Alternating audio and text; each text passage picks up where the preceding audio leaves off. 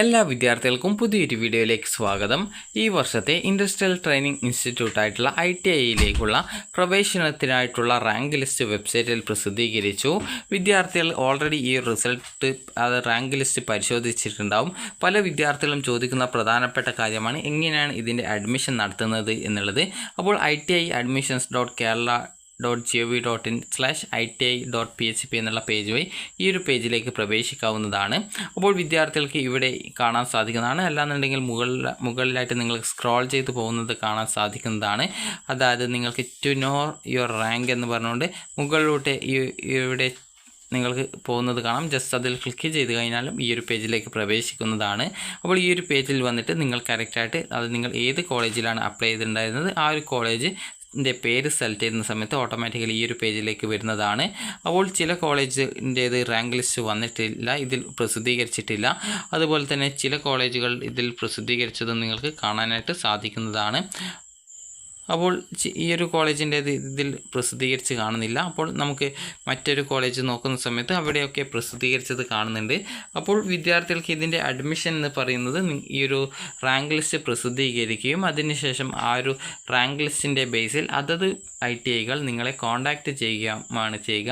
ഒന്നുകിൽ നിങ്ങൾക്ക് ഫോണിൽ SMS രീതിയിൽ ഇന്ന ദിവസം ആ ഒരു കോളേജിൽ അതായത് ITIയിൽ റിപ്പോർട്ട് ചെയ്യണം എന്നുള്ള രീതിയിലായിരിക്കും അതിൽ പ്രസിദ്ധീകരിക്കില്ല. നിങ്ങൾക്ക് SMS വന്നിട്ടുണ്ടാവുക, അതായത് ഇന്ന ദിവസം പോയിട്ട് അഡ്മിഷനായിട്ട് പോകണം, അതായത് കൗൺസിലിങ്ങിനായിട്ട് പോകണം എന്ന് പറഞ്ഞുകൊണ്ടാണ് ഉണ്ടാവുക, അല്ലെങ്കിൽ ഇൻ്റർവ്യൂ എന്നാണ് ഉണ്ടാവുക. അപ്പോൾ ഈ ഒരു ഇൻ്റർവ്യൂ എന്നതുകൊണ്ട് ഉദ്ദേശിക്കുന്നത് അതിന് പ്രത്യേകിച്ച് ചോദ്യമൊന്നും ചോദിക്കുന്നതല്ല, ജസ്റ്റ് നിങ്ങളുടെ സർട്ടിഫിക്കറ്റും കാര്യങ്ങളൊക്കെ വെരിഫൈ ചെയ്യുക എന്നുള്ളത് ആണ് അതുകൊണ്ട് ഉദ്ദേശിക്കുന്നത്. അപ്പോൾ ഏത് കോഴ്സിലേക്കാണ് നിങ്ങൾക്ക് ഏത് ട്രേഡിലേക്കാണ് അഡ്മിഷൻ ലഭിക്കുന്നത് അതനുസരിച്ച് വിദ്യാർത്ഥികൾ പോയിട്ട് അഡ്മിഷൻ നേടുകയാണ് ചെയ്യേണ്ടത്.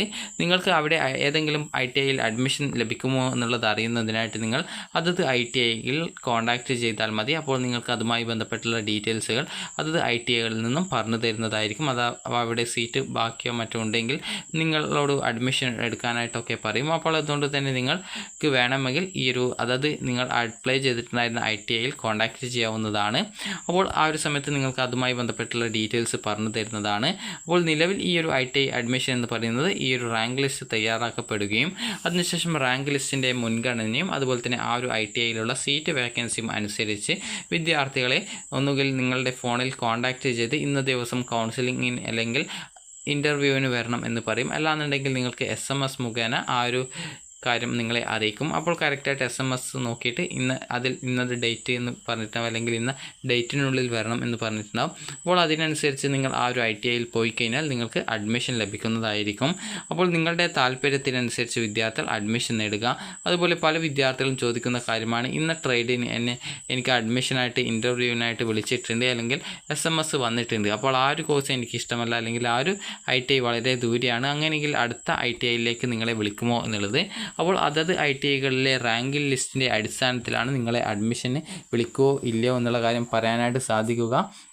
അതുകൊണ്ട് തന്നെ വിദ്യാർത്ഥികൾ ശ്രദ്ധിക്കേണ്ടത് നിങ്ങൾക്ക് അഡ്മിഷൻ കിട്ടാൻ സാധ്യതയുള്ള ITIകളിൽ അല്ലെങ്കിൽ നിങ്ങൾക്ക് അഡ്മിഷൻ എടുക്കാൻ താല്പര്യമുള്ള ITIകളിൽ നിങ്ങൾ കോൺടാക്റ്റ് ചെയ്യുക.